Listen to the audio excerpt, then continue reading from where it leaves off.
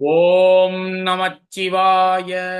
ஏகதந்த கஜமுகா லோகபந்த நிஜகுணா நாகச்சந்த புஜபலா உமானந்த பாகிமா ஐந்து கரத்தனை யானை முகத்தனை இந்தின் இளம்பிறை போலும் எயிற்றனை நந்தி மகந்தனை ஞான கொழுந்தினை புந்தியில் வைத்து அடிபோற்றுகின்றேனே. இன்றைய நாளுக்குரிய திருமந்திரம் அது 5ஆம் தந்திரத்தில் சந்நிதி பாதம் எனும் தலைப்பில் 2வது பாடல். இப்பாடலில் திருமூலர் நம்முடைய ஞானப்பயிர் விளையும் நிலம் நம்முடைய மனம் என்பதை உறுதிபட கூறுகிறார். இதோ அந்த பாடல். தீம்புலனான திசையது சிந்திக்கில் ஆம்புலனாய் அறிவார்க்கு அமுதாய் நிற்கும் தேன்புலனான தெளிவு அறிவார்களுக்கு ஓம்புலனாடிய கொல்லையும் ஆமே. தீம்புலனான திசை அது சிந்திக்கில். தீம்புலனான என்றால் இனிமை தருவதான, திசையது சிந்திக்கில் என்றால் வழிகள் என்ன என்ன என்று எண்ணி பார்ப்போமேயானால் ஆம்புலனாய் அறிவார்க்கு அமுதாய் நிற்கும்.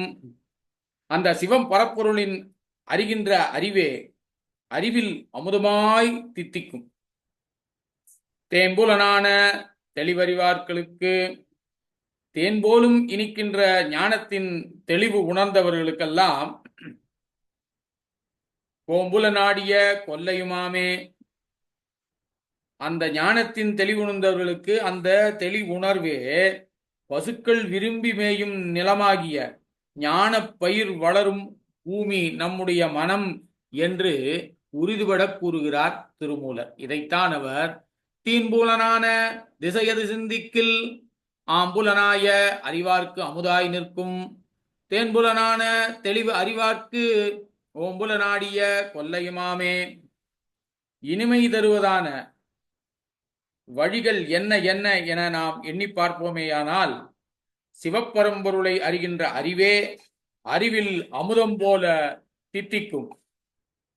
இனிக்கின்ற ஞானத்தின் தெளிவு உணர்ந்தவர்களுக்கு அந்த தெளிவுணர்வே பசுக்கள் விரும்பி மேயும் நிலமாய் ஞானப்பயிர் வளரும் பூமி என்று திருமூலர் நம்முடைய மனமே ஞானப்பயிர் விளையும் நிலம் என்பதை உறுதிபட கூறுகிறார்.